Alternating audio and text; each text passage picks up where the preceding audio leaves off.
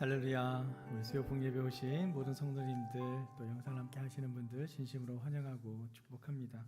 날씨가 많이 추워졌습니다. 또 내일 또 모레 계속해서 한파가 이어진다고 하는데 건강 유의하시고 또 계속해서 새벽을 깨우는 일에 또 게으르지 않는 저희 모두가 되기를 소망합니다. 오늘 나눌 말씀은 우리가 너무나 잘 알고 있는 씨 뿌리는 농부에 대한 비유입니다. 이 비유를 통해서 우리는 이미 여러 차례 많은 이야기를 또 들었고 또 많은 설교도 들었습니다. 특별히 이 이야기는 하나님 나라에 대한 본질에 대해서 아주 잘 이야기하고 있어서 이 내용만 자체만으로도 충분히 그 내용이 우리에게 전하고자 하는 바를 쉽게 깨달을 수 있습니다. 하지만 우리 이 말씀을 읽을 때 어느덧 우리 마음속에 이기적인 마음으로 좀 바라보는 면이 있지 않나 생각이 들 때도 있는데요. 오늘 이 말씀을 통해 우리에게 주시는 두 가지 영적 교훈에 대해서 함께 나누고자 합니다. 먼저 우리에게 주신 첫 번째 영적 교훈을 함께 자막을 통해 읽어보도록 하겠습니다. 영어 빼고 읽을게요. 시작. 하나님의 말씀은 누구에게나 전해져야 합니다. The gospel for whoever. 누구에게나 말씀이 전해지는 그 복음, 전해져야 될 그 말씀에 대해서 함께 나누겠습니다. 오늘 말씀 시작은 4장에서 시작을 하는데요. 4장 1절 말씀에 보면 이런 말씀이 있습니다. 4장 1절 말씀을 먼저 함께 읽겠습니다. 시작. 예수께서 다시 호숫가에서 가르치기 시작하셨습니다. 수많은 사람이 예수 주위에 모여들었기 때문에 예수께서는 호수에 배를 띄우고 배에 올라앉으셨습니다. 사람들은 모두 호숫가를 따라 앉아 있었습니다. 사람들이 모여들기 시작했고 예수님께서는 가르침을 시작합니다. 그런데 가르침을 그냥 하는 것이 아니라 배를 띄워서 사람들은 평지에 있고 배를 띄워서 사람들이 주목하게끔 한 후에 가르침을 시작합니다. 아마 특별한 가르침이 시작됨을 알리고자 하는 암시라고 할 수 있죠. 그리고 첫 번째 비유, 천국에 대한 첫 번째 비유로 씨 뿌리는 비유를 하죠. 우리 너무나 잘 알고 있습니다. 농부가 씨를 뿌리고 덜어는 길가에, 덜어는 돌밭에, 덜어는 가시밭에, 또 덜어는 좋은 밭에 떨어지는데 좋은 밭에 떨어져야 열매를 풍성히 맺는다라는 아주 간단하고도 명료한 비유입니다. 그런데 이 비유풀이에서 가장 중요한 핵심이 14절 우리가 읽었었던 그 말씀에 있는데요. 14절 말씀을 함께 읽겠습니다. 시작. 씨를 뿌리는 농부는 말씀을 뿌리는 사람이다. 말씀을 뿌리는 사람이다. 씨를 뿌리는 농부를 가리켜 말씀을 뿌리는 사람이라고 이야기를 합니다. 여기서 이 말씀은 원어 그대로 번역하면 바로 그 말씀, the word라는 단어인데요. 당시 일반적인 어떤 도덕 규범이라든지 이방 종교에서의 가르침과는 다른 오직 유일무이한 진리이다라는 것을 강조합니다. 믿는 자에게 구원을 주는 바로 그 유일한 말씀, 그 말씀을 뿌리는 사람이라는 뜻이죠. 누굴까요? 바로 하나님이십니다. 하나님이 우리에게 그 말씀을 뿌려주신다라는 것입니다. 우리가 요즘 계속 요한계시록으로 지난 12월에 말씀을 받고 또 이제 한 해 주제가 또 다시 오실 예수님에 대한 소망을 품고 주 예수여 어서 오시옵소서 이러한 표어로 함께 또 한 해를 살게 되는데요. 이 요한계시록 말씀에는 세상의 끝이 기록되어 있죠. 세상의 끝, 결국은 무엇인가요? 결국 우리가 천국을 누린다는 것입니다. 우린 결국 승리한다라는 것입니다. 우리는 승리자입니다. 여러분 믿으십니까? 그 승리를 경험하는 우리에게 하나님께서 천국에 대해서 씨 뿌리는 비유로 알려주십니다. 무엇인가? 이미 승리한 사람들인데 이미 승리한 사람들이 말씀을 통해 어떻게 이 땅을 살아갈지에 대해서 알려주신다라는 것이죠. 농부가 씨를 뿌립니다. 자, 농부는 씨 뿌리는 전문가이죠. 그 전문가가 땅바닥에도 뿌리고 돌밭에도 뿌리고 가시밭에도 뿌린다. 어찌 보면 선뜻 이해가 되지 않는 부분일 수도 있습니다. 좋은 밭에 처음부터 뿌려가지고 좋은 밭에서 잘 자라나게 하면 될 것을 왜 굳이 그런 식으로 낭비하게 아무데나 뿌리는가 라고 생각할 수도 있죠.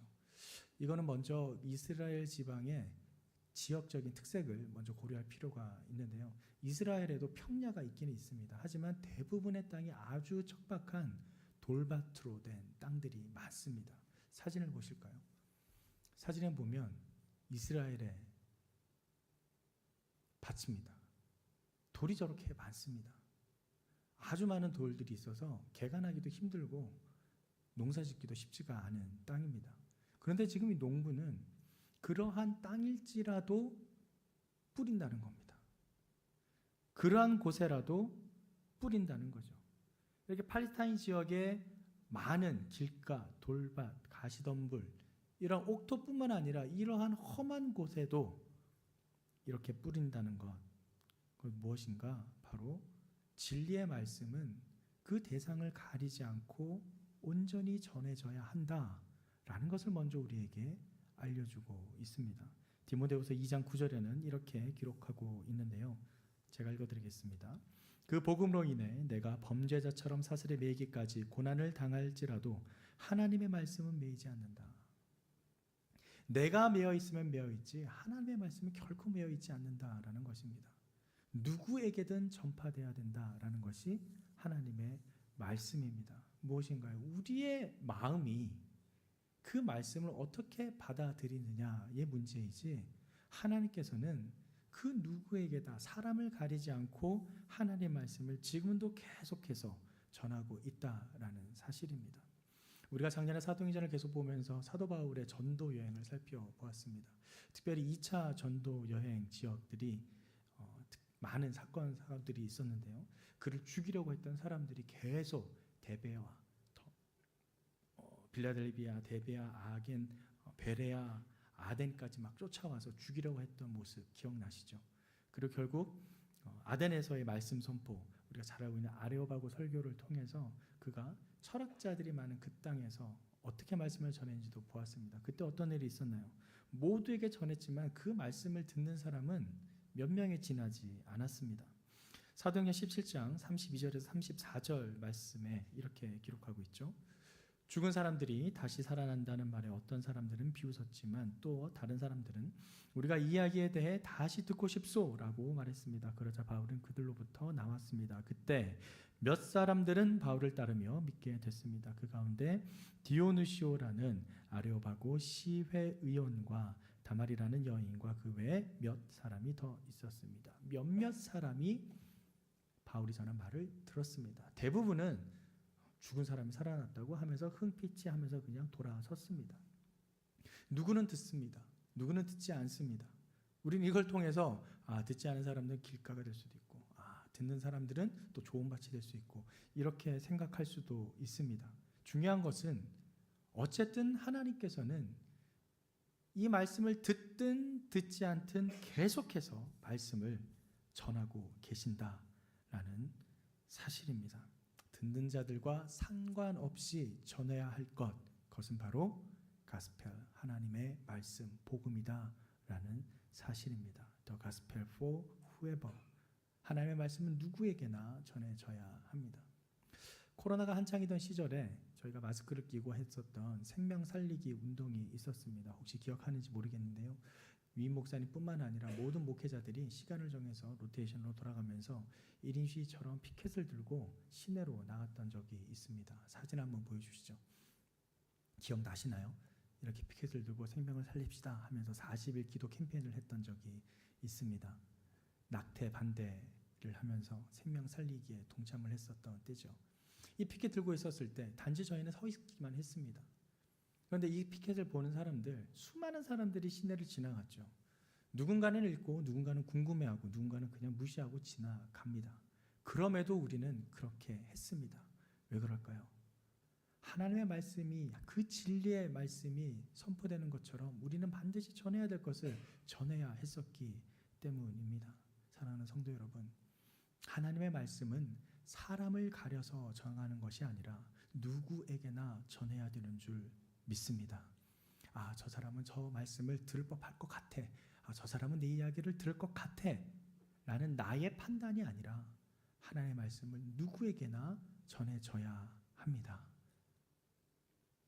나는 하나님의 말씀을, 그 복음을 정말 누구에게나 전하고 있습니까? 아니면 정말 내가 봤을 때 받을 만한 사람들에게만 복음을 전하고 있습니까?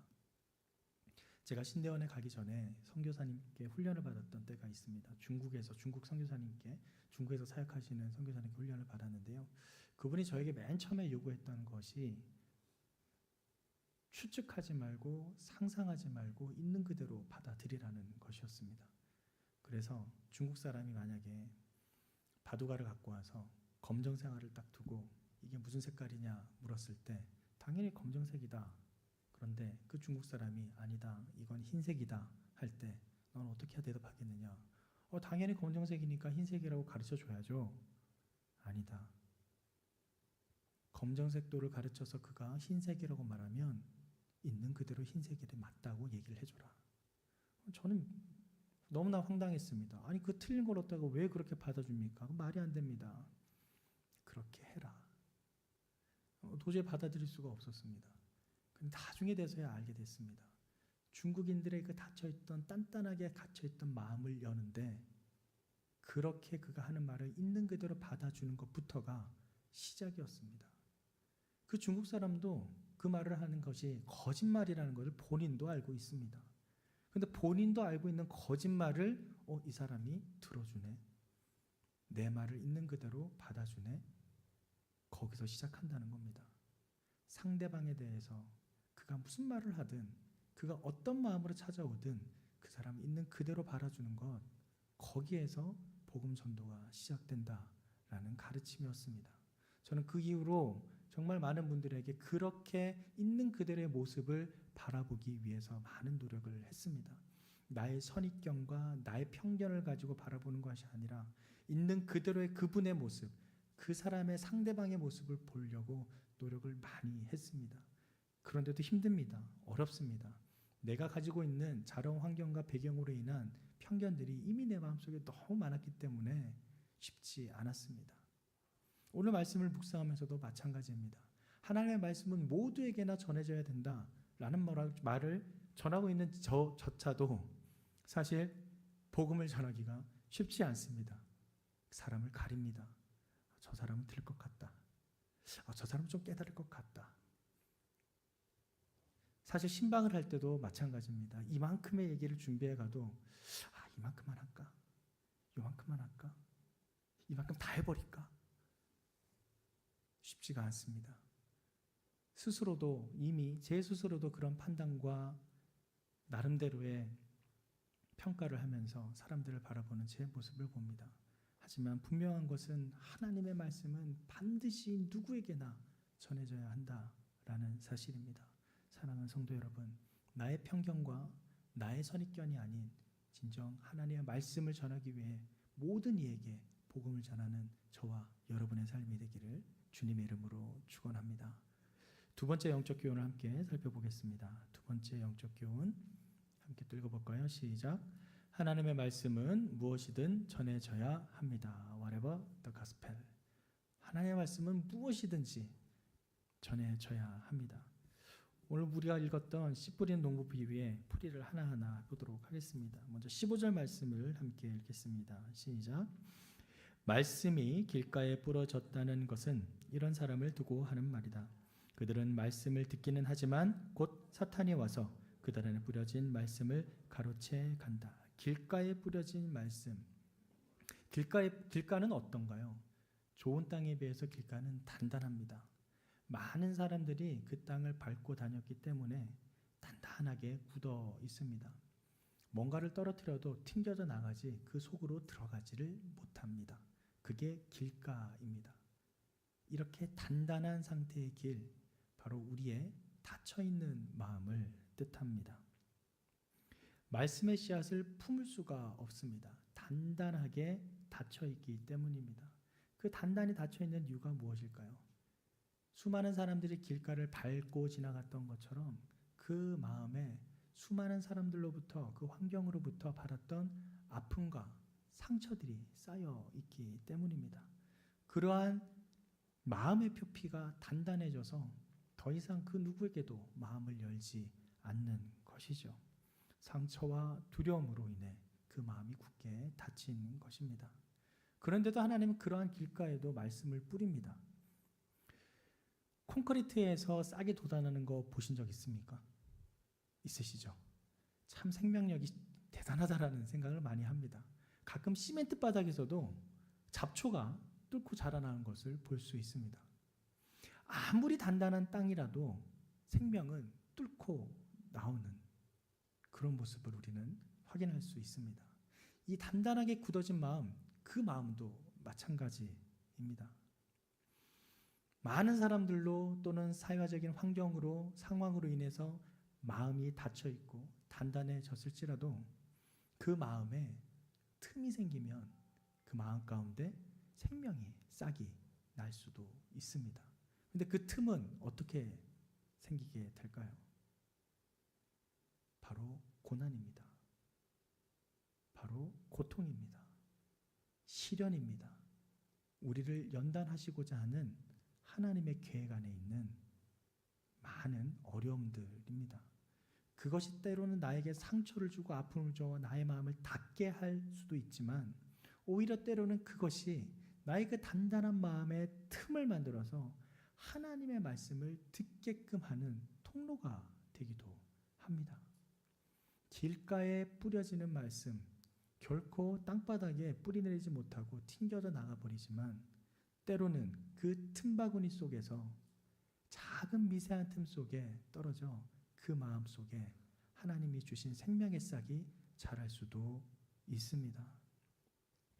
두 번째 마음입니다. 16절에서 17절 말씀을 함께 읽겠습니다. 시작. 이와 마찬가지로 말씀이 돌밭에 떨어졌다는 것은 이런 사람을 두고 하는 말이다.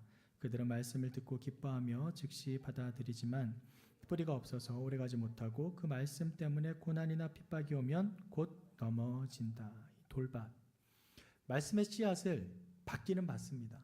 튕겨져 나가진 않고 돌들 가운데 떨어져서 말씀이 심겨지긴 합니다. 그리고 또 돌의 그 온기로 말미암아 따뜻함이 있어 어느 정도 뿌리가 내려 싹이 자라기도 합니다. 하지만 깊게 뿌리 내리지를 못해 열매를 맺지는 못하는 땅입니다. 싹은 자라고 뿌리는 약간 내리지만 깊이 있게 머물지는 못하는 것 무엇인가요? 그 말씀을 받았을 때는 확 뜨거워져서 이야 맞아 이거야 하면서 열정적으로 자신의 삶을 불태울 정도로 헌신을 했다가 갑자기 훅 식어져서 아휴 그러면 그렇지 내가 해서 뭐 하겠어 라고 생각하는 아주 쉽게 뜨거워지고 쉽게 식어버리는 감정에 따라 요동치는 우리의 마음을 비유한다고 할 수 있습니다.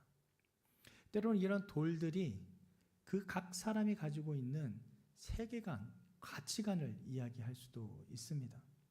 어떨 때는 이 말씀이 나의 가치관과 나의 세계관과 너무 잘 맞아서 맞아 이거야 라고 꽉 잡습니다. 그런데 또 어떨 때는 이 말씀이 나의 세계관과 나의 가치관과 맞지 않아서 이상한데 이건 내가 좀 받아들이기가 쉽지 않은데 라고 말씀을 받긴 받지만 그 뜻대로 그 말씀대로 살지는 않는 우리의 모습을 보여주기도 합니다. 찰나의 감정에 치우친 신앙. 특히 청소년들의 집회를 가게 되면은 그런 모습을 많이 볼 수 있죠. 드럼의 비트에 맞춰서 심장이 쿵쿵쿵 뛰고 있으니 이 쿵쿵 뛰고 있는 흥분되는 마음이 마치 하나님께서 나의 마음을 움직여 요동치는 것처럼 착각하게 될 수도 있습니다. 그때는 뭐가 되게 뜨거워서 막 하나님 앞에 열정적으로 뭔가 드려지는 것 같습니다. 주위의 환경과 조명과 사운드와 그 많은 사람들의 흘러가는 흐름 속에 자신을 매몰시켜 이게 마치 내 거인 것처럼 착각하게 될 수도 있습니다. 물론 그 안에서 하나님의 깊은 은혜를 경험하는 친구들도 있습니다. 그런데 쉽지는 않습니다.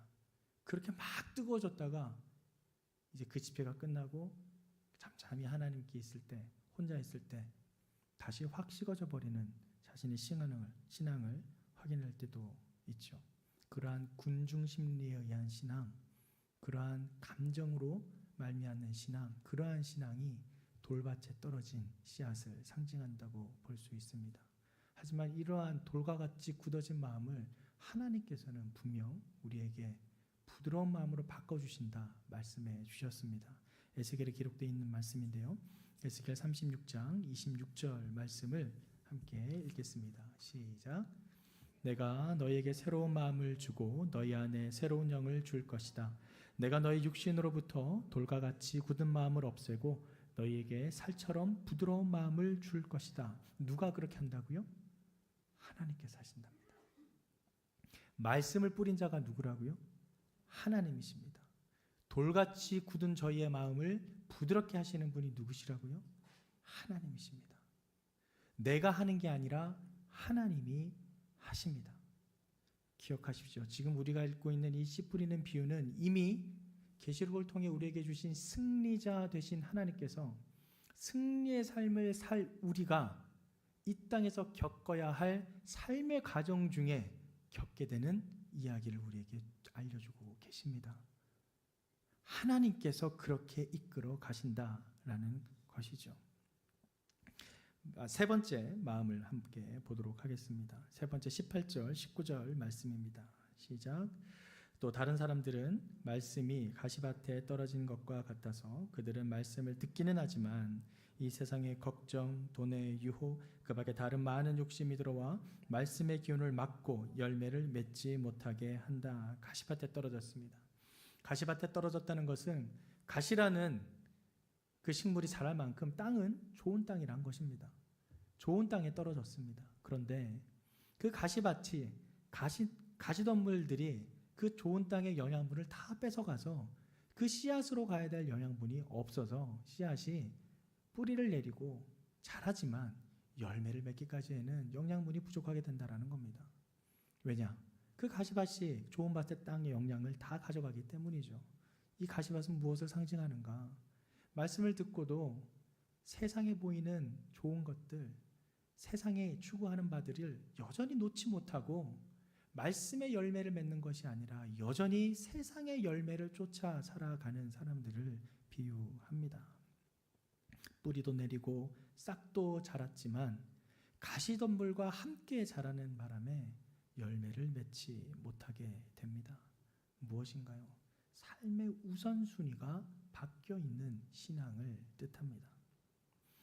교회를 다닙니다. 큐티를 합니다. 기도를 합니다. 그런데 그 목적이 나의 성공을 위한 것입니다. 내가 이 세상에서 잘 되고자 하기 위함입니다. 그것이 가시덤불입니다. 우리가 너무나 잘 아는 말씀 있죠. 요한일서 2장 16절 말씀 함께 읽겠습니다. 시작. 이는 세상에 있는 모든 것들 곧 육신의 탐욕과 안목의 정욕과 세상살이의 자랑은 아버지에게서 온 것이 아니라 세상으로부터 온 것이기 때문이다.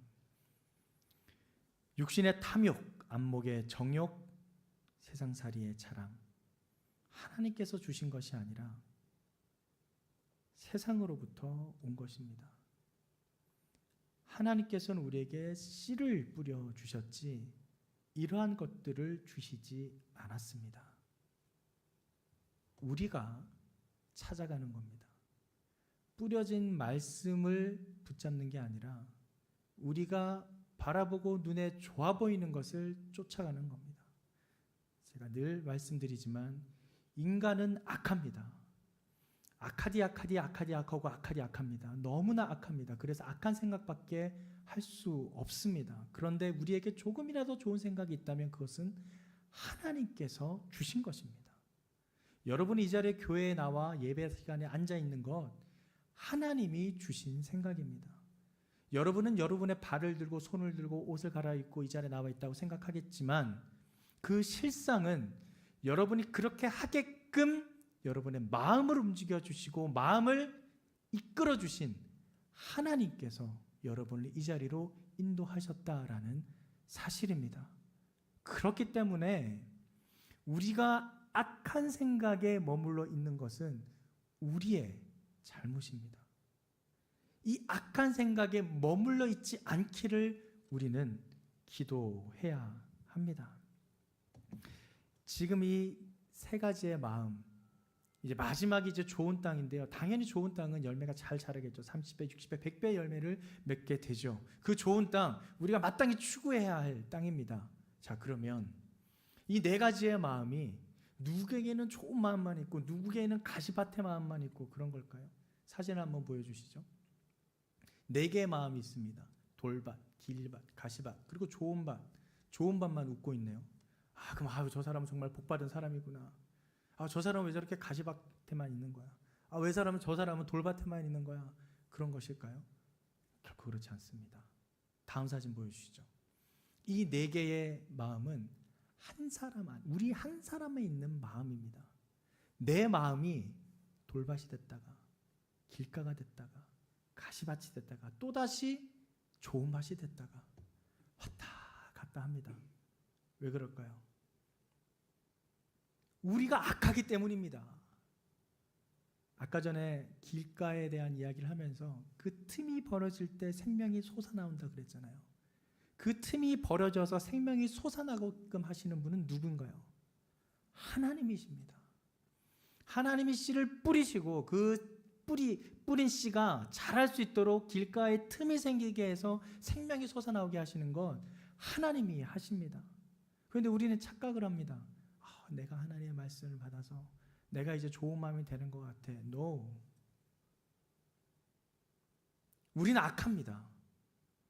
우린 단단하게 굳어진 길가뿐만 아니라 돌밭이 될 때도 있고 가시밭 같은 마음이 될 수도 있습니다.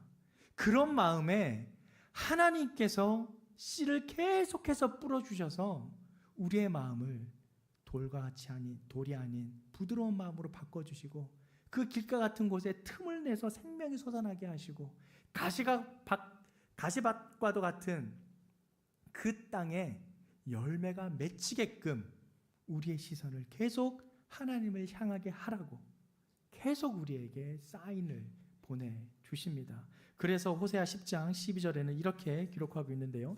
호세아 10장 12절 말씀을 함께 읽겠습니다. 시작.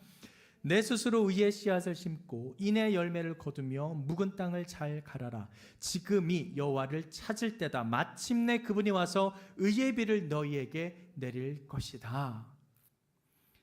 내 스스로 의의 씨앗을 심고 인의 열매를 거두며 묵은 땅을 잘 갈아라. 여러분, 우리는 우리의 의지와 결단을 들여서 행해야 됩니다. 그 씨앗을 심고 인의 열매를 거두기 위해 묵은 땅을 갈아야 합니다. 우리의 길가와 같은 땅, 돌밭과 같은 땅, 가시밭과 같은 땅을 갈고 갈아야 합니다. 그런데 놀라운 것은 그렇게 할 때 하나님께서도 함께 우리를 도와 의의 비를 우리에게 주신다라고 합니다. 중요한 것은 계속 말씀드렸던 것처럼 내가 갈고 내가 뿌리고 내가 묵은 땅을 열심히 기경하는 것 같지만 그 자체가 이미 하나님께서 우리의 마음을 움직여 그렇게 하게끔 하셨다라는 사실입니다. 그 가운데 의의 비를 내려서 풍성한 열매를 맺고 경험케 하신다라는 사실이죠. 아까 처음 말씀드렸던 것처럼 이미 우리는 승리자입니다. 승리자이고 이미 이긴 게임에서 이 삶을 살아가고 있습니다. 근데 왜 이렇게 고통이 많고 왜 이리 아픔이 많고 왜 이리 실패하는 것 같고 왜 세상 사람들 떵떵거리면서 사는데 내 믿는 사람들은 이렇게 초라하게 사는 것처럼 보여지는가? 얼마 전에 들었던 기가 막힌 이야기에 있어서 이 이야기가 잘 맞아서 알려드리겠습니다. 스포츠 경기를 보잖아요. 스포츠 경기 볼 때 어떠신가요? 축구나 야구나 배구나 농구나 막 급박한 거는 농구가 가장 급박하죠. 버저 미트라고 해서 버저가 울렸는데 3점슛이 딱 들어가서 바로 역전되는 상황. 정말 짜릿합니다.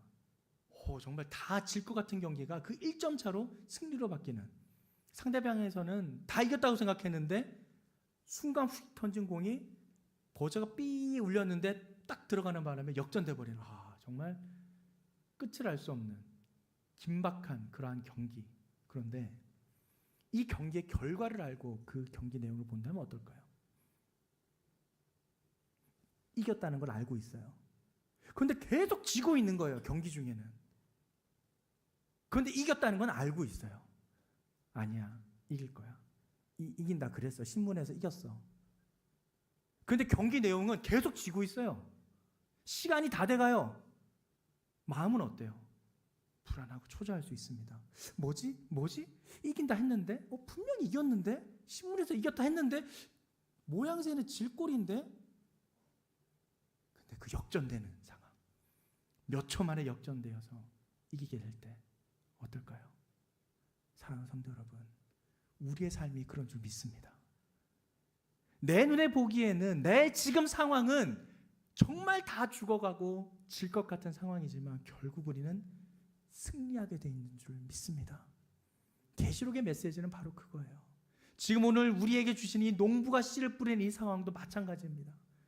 길가에 뿌려져서 헛된 것 같고, 가시덤불에 뿌려져서 열매도 못 맺고, 돌밭에 뿌려져서 잠깐 뜨거워졌다가 톡 식어버리는 그러한 신앙인 것처럼 보이는 나의 삶의 여정이지만, 그럼에도 이러한 삶의 여정을 하나님께서 붙잡고 계속해서 씨를 뿌리고 계시다는 사실.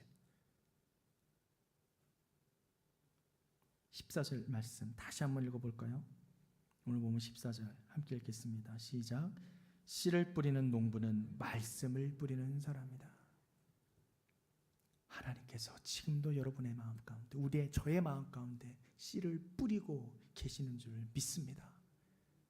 그 마음이 돌밭이 됐다, 가시밭이 됐다, 길밭이 됐다, 또 때로는 좋은 맛이 됐다. 그건 나의 삶의 전 여정에서 걸쳐난 과정에 불과하다라는 사실입니다. 결국 우리는 하나님께서 경험하게 해줄 천국을 경험하며 승리하게 될 줄 믿습니다. 농부는 계속해서 씨를 뿌립니다. 좋은 땅. 이 좋은 땅은 평범한 땅입니다. 세상적인 욕심, 그러한 성공에 대한 야망, 단단하게 굳어있지도 않고 돌도 없고 가시덤불도 없는 평범한 땅. 사실 근데 이 평범한 게 제일 어렵잖아요. 그래서 잠언에도 이런 말씀이 있죠. 잠언 4장 23절 말씀을 함께 읽겠습니다. 시작. 무엇보다 내 마음을 지켜라.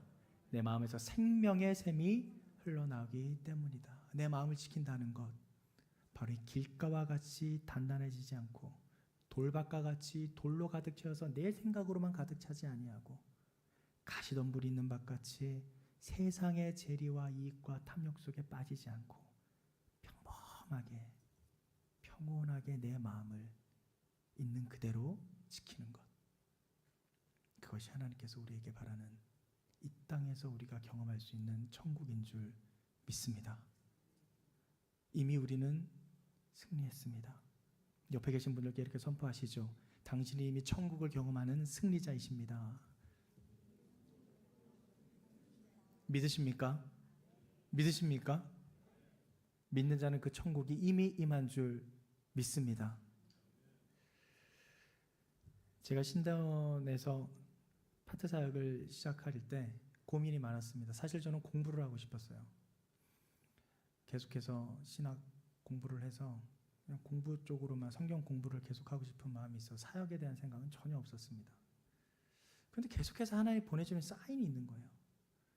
제가 원래 다니던 교회는 온누리 교회도 아니었습니다. 이게 녹화가 되기 때문에 이런 말 해도 되는지 모르겠는데 어쨌든 중요한 건 저는 온누리에 대한 생각도 전혀 없이 다른 교회에서 있었다가 정말 하나님의 인도하심으로 이 교회에 오게 됐고, 사역도 전혀 하기 싫었어요. 근데 저희 동기가 제가 백옥인데요. 백옥이 동기들이 온누리 교회 이렇게 파트 공채 지원을 했다가 파워웨이브 지원한 친구들이 다 떨어졌어요. 그래서 저희 동기들이 화가 났습니다. 도대체 온누리가 뭐라고 우리 똑똑하고 아주 유능한 동기들을 다 떨어뜨려. 정말 네가 얼마나 잘났다고 막 우리끼리 막 욕하고 막 그랬어요. 그러다가 9월달 공시가 끝나고 10월 이제 거의 그때는 다 끝났을 텐데 10월달에 다시 또 공시가 뜬 거예요. 딱 한 자리. 파워웨이브 한 명 뽑는다 딱 난 거예요. 놀라운 건 뭔지 아세요? 그 한 명이 저를 가리키는 것처럼 느껴지는 거예요. 그 1이라는 숫자가 나를 막 향하고 있는 것처럼. 지금 생각해도 신기합니다. 그 공고를 보고 그렇게 비판했던 제가 갑자기 그 숫자 1을 나를 뭐지? 그래서 하나님께 건방지지만 D를 했어요. 그럼 제가 다른 데 원서 안 쓰고 딱 여기만 쓰겠습니다. 딱 여기만 써서 되면은 사역을 하고 안 되면 전 제가 하고 싶은 공부를 하겠습니다. 계속. 그래서 다른 데는 지원서를 하나도 안 썼어요. 파트 사역 지원서를 딱 온누리교회 여기 하나만 딱 썼습니다. 근데 그 다음날 바로 연락이 와서 같이 사역하죠. 아, 예. 그렇게 해서 제 사역이 시작됐습니다. 그때 전화 주신 분이 노이트 목사님이셨는데 지금도 계속 좋은 관계를 이어가고 있죠. 그래서 그때 다짐한 게 있습니다. 네, 하나님, 사역을 하긴 하겠는데요. 내가 살기 위해서 나 잘 먹고 잘 살려고 전임 사역지를 찾기 위해 이 교회 저 교회 떠돌아다니지 않겠습니다. 이 교회에서 쫓겨나지 않는 한, 잘리지 않는 한 그냥 계속 이 교회에 있겠습니다. 라고 해서 제가 지금까지 있습니다. 이제 한 작년까지 15년 사역했고 오늘 여기 파트까지 포함해서 그리고 올해부터 한 16년 차 되기 시작했는데 왜 그런 마음이 없었겠어요? 대부분 회사 다닐 때 가슴에 사표 품고 다닌다 하잖아요. 참 이것도 녹화가 되기 때문에 하면 될 것 같은데 제 마음에 왜 사표 쓰고 싶은 마음이 없었겠습니까? 많이 있었죠. 이걸 내마라 해마라. 그런데 끝까지 있었을 수 있었던 것은 여기가 하나님께서 나에게 허락하신 사역지고 내가 나 살기 위해서 나 행복하자고 나 먹고 살자고 딴 데 가지 않기로 하나님께 약속했기 때문입니다. 근데 그 약속을 제가 했을까요? 지금 돌아보면 제가 한 것 같지가 않아요. 하나님이 저를 그렇게 이끌어 주셨습니다. 놀라운 것은요, 그렇게 그만두고 싶고 떠나고 싶을 때 제게 주신 하나님의 말씀이 항상 있었다는 거죠. 그 신대원 시험 칠 때 한 140구절의 말씀을 장절을 다 외워야 돼요. 그래서 토시 하나 틀리면 안 돼서 그걸 외우기가 쉽지 않아서 그걸 노래로 이렇게 엮어서 외우고 했거든요. 그 중에 하나가 제가 제일 좋아하는 말씀인데, 내가 다시는 여호와를 선포하지 아니하며 그의 이름으로 말하지 아니하리라 하면 나의 마음이 불붙는 것 같아서 골수에 사무치니 답답하여 견딜 수 없나이다. 예레미야 20장 9절 말씀입니다. 이 말씀이 항상 떠올랐어요. 내가 다시는 여호와를 선포하지 아니하고 그 이름을 말하지 아니한다. 내가 이대로 주겠다 하면 내 마음이 불붙는 것 같아서 골수에 사무치니 답답하여 견딜 수 없다. 그 마음이 저에게 항상 있었습니다. 그리고 놀라운 것은요, 그렇게 다시 하나님 앞에 섰을 때 제 마음이 정말 좋은 밥과 같이 평안하게 자리한다라는 사실입니다. 그리고 제 있던 주위의 삶도 다시 한번 평안으로 채워진다라는 사실입니다. 사랑하는 성도 여러분, 이 평안을 모두 경험하게 되기를 주님의 이름으로 축원합니다. 제가 말씀드린 것처럼 우리는 이미 승리자입니다. 이미 승리자이고 이미 천국으로 갈 것을 확정한 사람들입니다. 그런데 하나님께서 오늘 우리에게 이렇게 말씀을 통해 여러 가지의 마음의 비유를 알려주시면서 천국에 대한 이야기를 하시고 있는 것은 이 모든 과정이 우리의 신앙의 여정이며 우리의 삶의 모습임을 우리에게 알려주고 계십니다. 그렇게 사랑하는 성도 여러분, 우리의 마음을 지켜 항상 좋은 밭으로 기경되기를 간구하는 저와 여러분이 되기를 주님의 이름으로 축원합니다. 왜냐하면 하나님의 나라는 이미 우리의 마음 가운데 이루어졌기 때문입니다. 누가복음 17장 20절에서 21절 말씀을 마지막으로 함께 읽겠습니다. 같이 읽겠습니다. 시작. 하나님 나라는 눈으로 볼 수 있는 모습으로 오지 않는다. 또한 보라, 여기에 있다, 보라 저기에 있다 하고 말할 수도 없다. 하나님 나라는 너희 안에 있기 때문이다. 아멘. 그 승리의 결론을 명확하게 인지하고 오늘도 또 내일도 매일매일을 하나님과 승리하며 가장 좋은 밭에서 30배, 60배, 100배의 열매를 맺는 저와 여러분의 삶이 되기를 주님의 이름으로 축원합니다.